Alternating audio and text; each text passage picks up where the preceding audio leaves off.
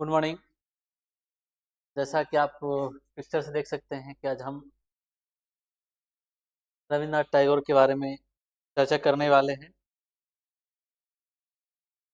और रविन्द्रनाथ की पोएम गीतांजलि के साथ साथ उनका गीतांजलि का 35 नंबर का जो पोएम है उसके बारे में बात करेंगे। तो चालू करते हैं अब देर न करते हुए इंट्रोडक्शन से। इनका छोटा सा इंट्रोडक्शन है। रविन्द्रनाथ टैगोर भारत के जाने माने साहित्यकारों में से एक थे। वो एक पोएट, राइटर, फिलोसफर और कंपोजर थे। साथ साथ वो एजुकेशनिस्ट भी थे। उनका जन्म 7 मई 1861 में कलकत्ता में हुआ था। रविन्द्रनाथ टैगोर अपने लिटरेचर के लिए, गीतांजलि के लिए 1913 में नोबेल प्राइज भी प्राप्त किए थे। Gitanjali total Gitanjali total 157 poem का कॉम्बिनेशन है, कंपोजिशन है, जिसमें बहुत अच्छे अच्छे पोएम हैं, जिसके कारण इन्हें भारत से लेकर के विदेशों तक के एक पहचान दिलाया। ये ह्यूमन वैल्यू, लव, नेचर और फ्रीडम, स्पिरिचुअल के ऊपर लिखा करते थे। इनका महत्वपूर्ण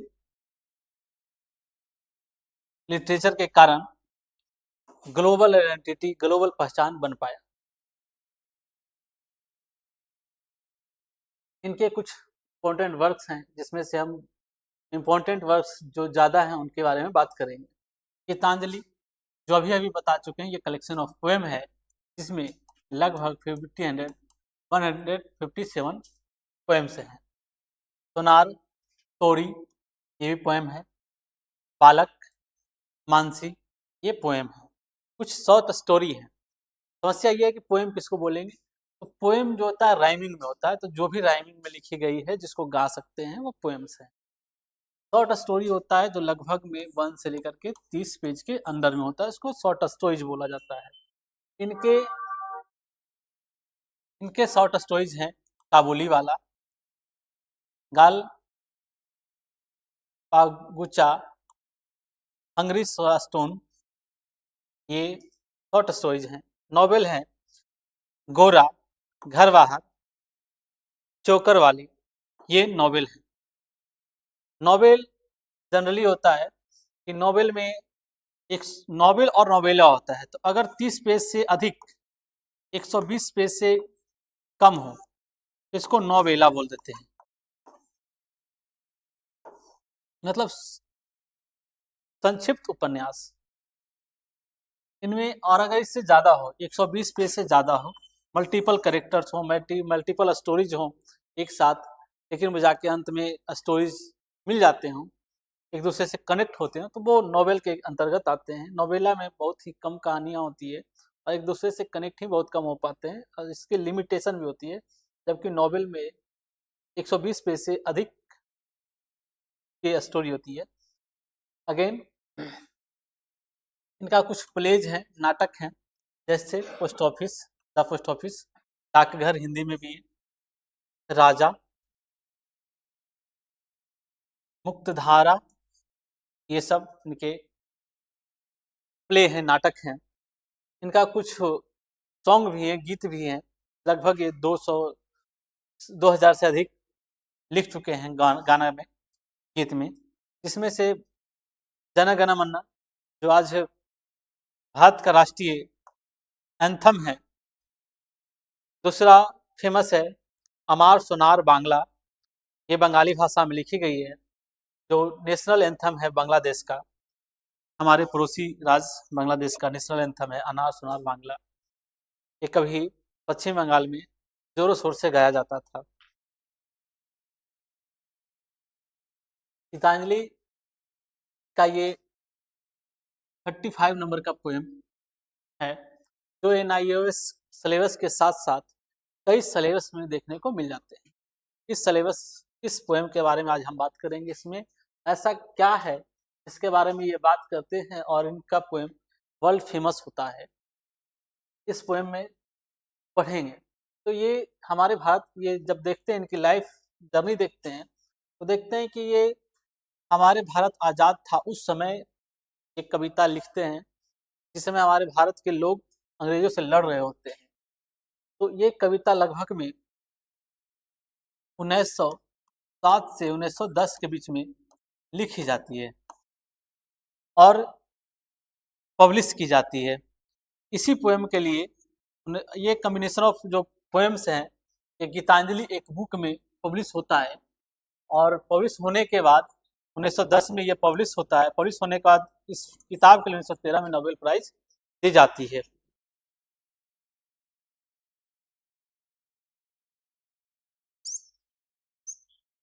अगेन पढ़ते हैं, इसमें क्या है, ये कल्पना करते हैं कि हमारा राष्ट्र आज़ाद हो, भारत आज़ाद हो, देश आज़ाद हो, लेकिन आज़ाद सिर्फ अंग्रेजों से नहीं हो, मुक्त सिर्फ अंग्रेजों से नहीं हो, मुक्त थिंकिंग से भी हो। जो रूढ़िवादी विचारधारा है, जो गरीब, जो सोची विचारधारा है, छोटी मोटी विचारधारा है, उससे भी आज़ाद हो। जैसे गरीबी, अमीरी, जात पात, इन सारे विचारधाराओं से भी आज़ाद हो। लोग एक साथ आकर के काम करें, लोग बिना थके हुए काम करें और अपना देश भारत को आगे बढ़ाने का काम करें। ये कहते हैं कि भगवान से प्रे करते हैं और कल्पना करते हैं कि एक ऐसा राष्ट्र हो, here the mind is without fear, एक ऐसा राष्ट्र हो जहां हर किसी का जो मस्तिष्क हो, विचार हो, वो बिना डर का हो, वो किसी से डरे नहीं, बिना झिझक का हो। एक ऐसे राष्ट्र की वो कल्पना करते हैं। वो कल्पना करते हैं कि हेड इज हेल्ड हाई, हर किसी का जो हेड है, हर किसी का जो सर है, वो रिस्पेक्ट से ऊंचा हो, गर्व से ऊंचा हो और उनकी विचार भी ऊंचा हो। वो अपने विचार के लिए पूरे विश्व में जाने जाए। हियर नॉलेज इज फ्री, जहां एक ऐसा देश, एक ऐसा राष्ट्र जहां नॉलेज क्या हो, फ्री हो।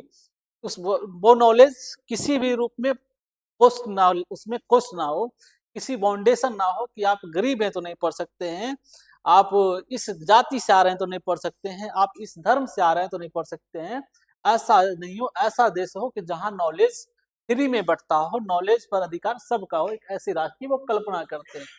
Here the world has not been broken up into fragments by narrow domestic walls, मतलब कहते हैं कि छोटे छोटे दीवारों में, छोटे छोटे दीवारों में ये टूट कर करके बिखर नहीं जाए दुनिया हमारे।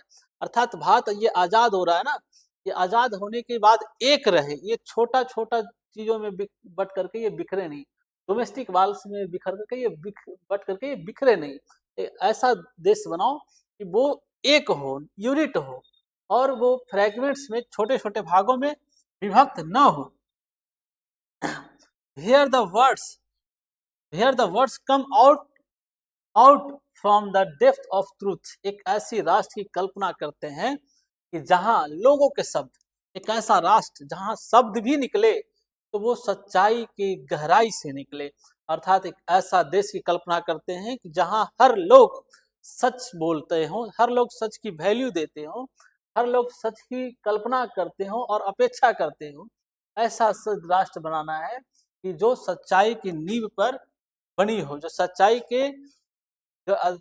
के आधार पर बनी हो। Here tireless striving stretches its arms toward perfection, एक ऐसा राष्ट्र की कल्पना करते हैं कि जहां लोग काम करे तो बिना थके हुए काम करे, बिना थके हुए कोशिश करे और अपने आर्म्स को परफेक्शन की तरफ बढ़ाए, मतलब अपने आप को निखारने के लिए बढ़ाए। हर कोई को कल को की बात हो, हर कोई चाहे कि अपने आप को परफेक्ट बनाए, ऐसी देश की वो कल्पना करते हैं। Here the clear stream of region not lost its way, वो कहते हैं कि एक ऐसा राष्ट्र जहां कोई स्ट्रीम साफ सुथरा बहता हो, वो अपना रास्ता नहीं खोए। यानी कोई भी एक ऐसा व्यक्ति जो अपना अच्छा विचार लेकर के आता हो तो वो किसी भी बुरे व्यक्तियों के विचारों में फंस करके अपना विचार ना खोए, अपना सोच ना खोए।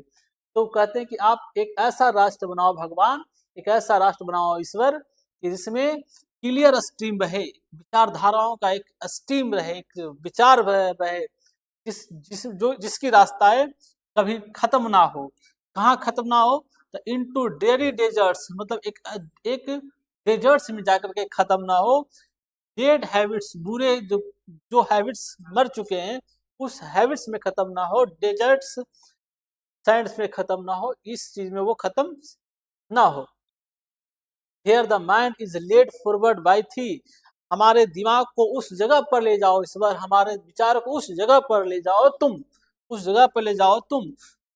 Into ever widening thoughts and actions, जहां विचारे बहुत बृहत रूप में हो, फैली हुई हो, एक्शंस बृहत रूप में हो, बहुत सारा काम करने वाले लोग हो, विचारे अच्छी अच्छी हो, बहुत सारे विचार वाले लोग हों, ऐसे जगह पर हमारे माइंड को ले जाओ, हमारे मस्तिष्क को ले जाओ, अर्थात हमारे देशवासियों को मस्तिष्क को वैसे जगह पर ले जाओ जहां हर कोई अच्छे अच्छे सोचते हो, हर किसी का एक्शंस अच्छे अच्छे हो, डिफरेंट डिफरेंट चीजों में लगी हुई हो, ऐसी जगह ले जाने की बात करते हैं। Into that heaven of freedom, जहां उस आजादी के स्वर्ग में ले जाने की बात करते हैं, उस आजादी के स्वर्ग में जहां कि हर कोई स्वतंत्र हो, फ्रीडम हो। माई फादर, वो किससे अपेक्षा करते हैं? मेरे पिता से। लेट माई कंट्री अवैक, उसी जगह पर मेरे देश को फिर से ले चलो। मतलब वो अतीत की बात करते हैं कि एक समय था कि हमारा देश सोने की चिड़िया था, वहां जहां लोग एक दूसरे से भेदभाव नहीं करते थे, उस समय की राम युग की बात कर रहे हैं। उसी तरह से ये बात कर रहे हैं, एक ऐसे युग में ले चलो जहां जहां हम लोग स्वर्ग की कल्पना कर सके, यानी कि जहां हम लोग स्वर्ग की अनुभूति कर सके, हेवन की अनुभूति कर सके, आजादी के हेवन की अनुभूति कर सके, उस जगह पर मेरे देश को फिर से ले चलो, पुनः ले चलो। ये पोएम इतना ही है, खत्म हो गया।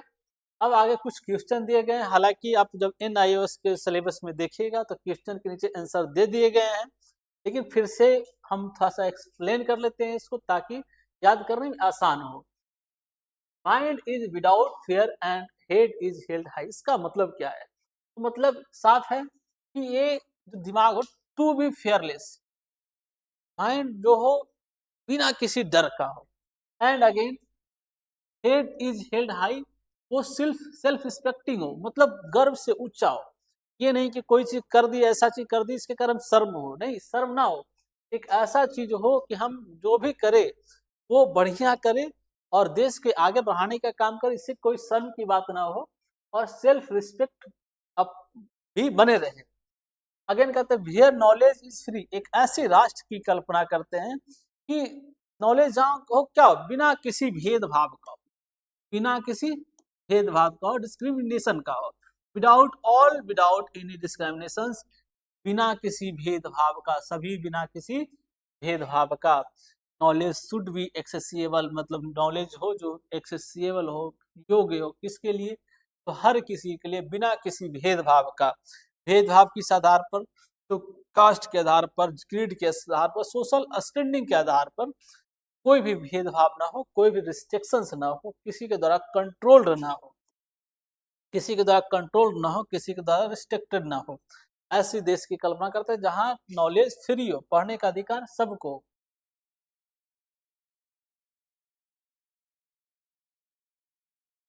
नैरो डोमेस्टिक वाल्स, इसका मतलब क्या है? छोटे विचार, आइडियाज विच आर पिटी, वो विचारे जो छोटा हो, नैरो माइंडेड लोग।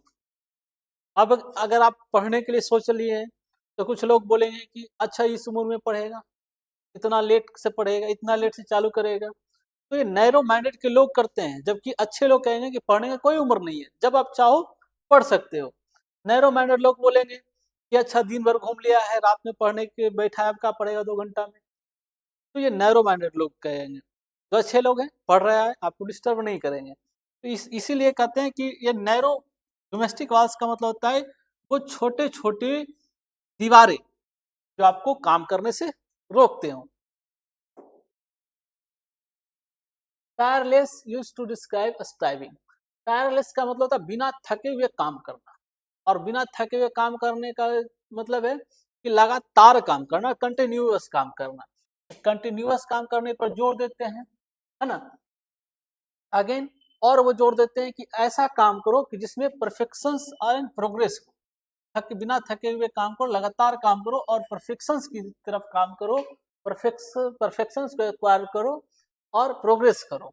एक्साइलेंस प्राप्त करो, सेल्फ इम्पोर्टेंस इम्प्रूवमेंट करो, खुद में सुधार करो, क्योंकि बिना खुद में सुधार किए हुए प्रोग्रेस संभव नहीं है। ठीक है, again what are we striving for, हम किसके लिए स्ट्राइविंग कर रहे हैं, किसके लिए कोशिश कर रहे हैं, किसके लिए तैयारी कर रहे हैं, तो करा परफेक्शंस के लिए, सेल्फ रियलाइजेशन के लिए, स्टेट ऑफ कंप्लीट फ्रीडम के लिए।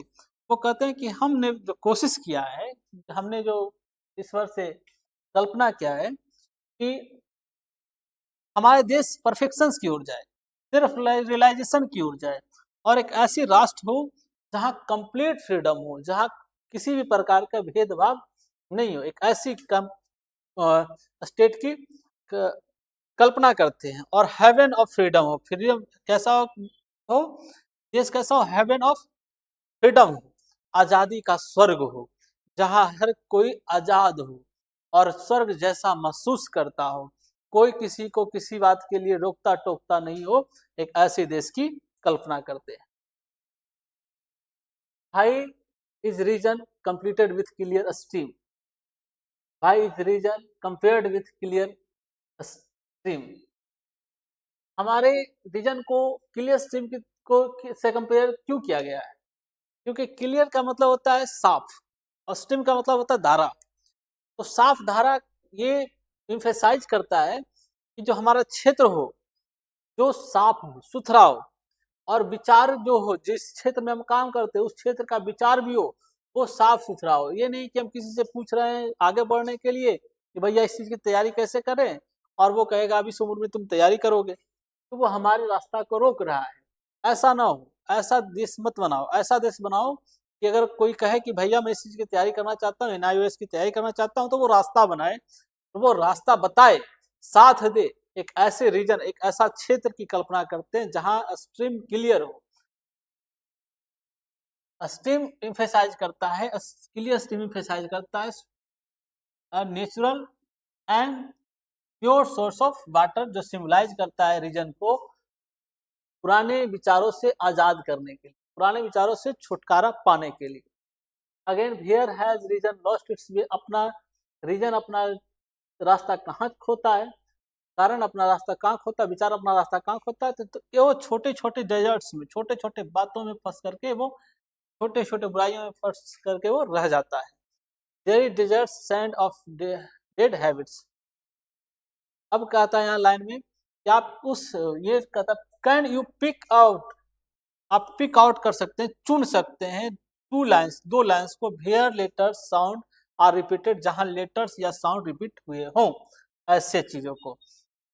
तो इसमें where the mind is without fear and the head is held high, इसमें देखिए रिपीटेशन यह है, हेड और high, head held is high, head is held high, तो ये दो वर्ड, ये दो वर्ड, ये दो वर्ड हेल्ड और हाई, हेड और हेल और हाई एक साथ आए हैं, जहां एच एच रिपीट हुआ है, इस दो शब्द को पोएम से चुनना था। ये पूरे लाइन में, ये लाइन लिख करके इस लाइन को अंडरलाइन करना था। Again here the word come come from the truth of depth of truth, यहाँ दो वर्ड्स जो रिपीट हो रहे हैं, जिसके आगे का वर्ड्स, ये दो लाइन को, पूरे लाइन को चुन करके के ये दो लाइन को अंडरलाइन करना था।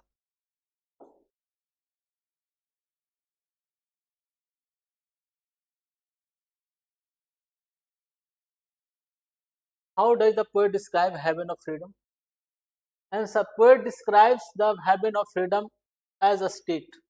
वो heaven of freedom को डिस्क्राइब करते हैं एक स्टेट की तरह, एक स्टेट की तरह डिस्क्राइब करते हैं, एक ऐसा स्टेट जहां लोग केयरलेस हो, नॉलेजेबल हो, क्योंकि नॉलेज अगर फ्री हो गई तो सब कोई पढ़ने लगेगा, और जब सब कोई पढ़ने लगेगा तो हर कोई नॉलेजेबल होगा, और जब नॉलेजेबल होगा तो लोग उसको रास्ता रोकेंगे नहीं, बल्कि रास्ता और आगे देंगे और आगे बढ़ाएंगे। कल्पना करिए कि एक ऐसी राष्ट्र जहाँ हर कोई ज्ञानी हो, जो हर कोई ज्ञान की वैल्यू को समझता हो, वो राष्ट्र प्रोग्रेस करेगा। आज हम उसी के उदाहरण ले ले तो अमेरिका इंग्लैंड इसीलिए वो प्रोग्रेस कर चुके हैं क्योंकि वहाँ पढ़े लिखे लोगों की जनसंख्या बहुत अधिक है। तो पढ़े लिखे लोगों की जनसंख्या होगी, हर कोई नॉलेजेबल होगा, तो वो राष्ट्र काफी प्रोग्रेस करेगा। हर कोई अगर सत्यवादी हो, जैसे अब आप बात करें जापान की, जापान में सुना जाता है, कहा जाता है कि जापान के लोग बहुत ही सत्यवादी हैं। तो वो जापान भी आज बहुत ही उत्तीर्ण राष्ट्र बना है, बहुत ही अच्छा राष्ट्र बन चुका है। तो ऐसी राष्ट्र की वो कल्पना करते हैं हमारे भारत के लिए भी, कि हमारे भारत के लोग भी हर कोई 100% सत्य बोले, और वो काम टायरलेस करे, बिना थके हुए काम करे, बिना लगातार काम करे, बिना रुके हुए काम करे। ये नहीं कि आप काम चालू किए, काम छोड़ दिए, फिर वो काम 2 साल के बाद करेंगे, ऐसा नहीं। आप काम किए हैं, कंटिन्यू आप वर्क करते रहेंगे तो परफेक्शन की ओर हम लोग आगे बढ़ेंगे। Who does the poet address the thee and my father? Poet my father और थी किसको एड्रेस करते हैं? तो गॉड को। The poet addresses addresses God as thee and my father. God poet जो है गॉड को थी कह करके एड्रेस करते हैं, और माई फादर कह करके एड्रेस करते हैं डिवाइन गाइडेंस के लिए। किसके लिए? डिवाइन गाइडेंस के लिए, इसकी ताकि वो अचीव कर सके his states of true freedom for his country. वो सच में आजादी, अपने देश की आजादी को पा सके, इसके लिए वो गॉड को ही और माई फादर कर करके एड्रेस करते हैं इस पोएम में। Pick out metaphor and simile from the lines given below. नीचे लाइन दिए गए हैं जिसमें से सिमली और मेटाफर को पिकअप करना है। तो सिमली क्या होता है? अगर किसी चीज को हम कंपेयर करते हैं, किसी चीज को हम कंपेयर करते हैं, सिमली का मतलब है,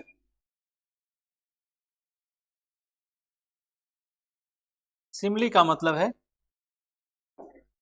सिमली का मतलब है कि लाइक ऐसे कंपेयर करना, लाइक एज का यूज कर करके कंपेयर करना। और किसी को हम डायरेक्ट ना बोल करके किसी के जैसा बता रहे हैं, जैसे फूलों के जैसा, पक्षियों के जैसा, हिरन के जैसा, तो के जैसा अगर बता रहे हैं तो ये कंपेयर कर रहे हैं लाइक एज से। ये लाइक एज शब्द लिख करके कंपेयर करेंगे और इसको सिमिली कहेंगे, सिमिलर बताएंगे। जबकि मेटाफर में क्या है, हम लोग डायरेक्ट बोलेंगे, किसी को डायरेक्ट फूल बोल दिए, या किसी को डायरेक्ट पक्षी बोल दिए, किसी को डायरेक्ट मोर बोल दिए, किसी को डायरेक्ट हिरन बोल दिए। तो इस ऐसा कंपेरिजन जो मेटाफर के अंतर्गत आएगा। ठीक है, जैसे यहाँ लिखा गया है एज ड्रीम, एज ड्रीम, तो सपनों की तरह, एज ड्रीम्स मतलब सपनों की तरह। जबकि बैंड इज टोरेंट, दुखदाई है, हवा दुखदाई है, हवा दुखदाई की तरह नहीं, हवा को सीधे दुखद बोल दो, सीधे बोल देना।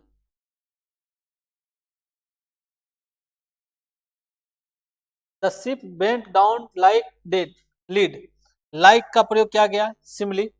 तो जहां लाइक और एज का प्रयोग हो और कंपेरिजन हो तो वहां उसको सिमली लिखेंगे, और जहां डायरेक्ट हो तो वहां उसको मेटाफर लिखेंगे। अगर एग्जांपल हम ले लेते हैं, another example,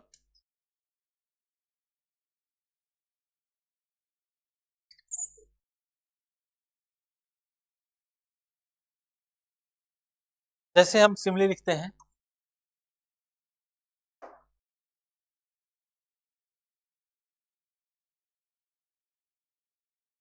looks like a dog.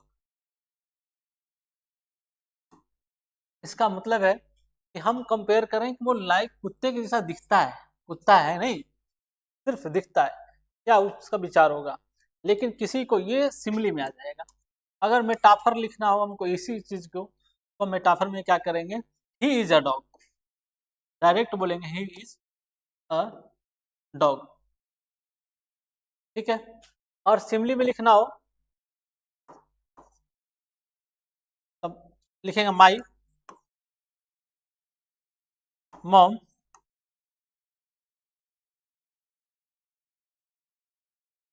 is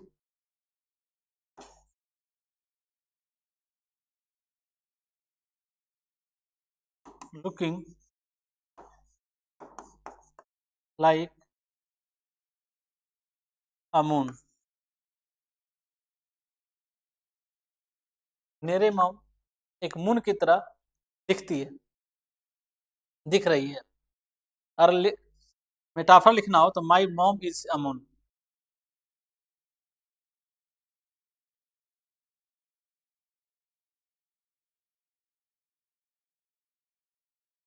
इस तरह से हम कंपेयर कर सकते हैं। तो डायरेक्ट अगर बोला जा रहा हो किसी को कुछ तो मेटाफर में आएगा। अगर ये कंपेरिजन लाइक और एज से किया जा रहा हो तो वो सिमिली में आएगा। अगेन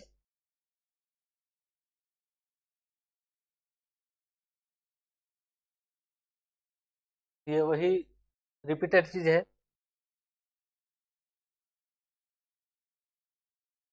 ठीक है, हम अगले कक्षा में मिलते हैं। ना ही आज के लिए धन्यवाद।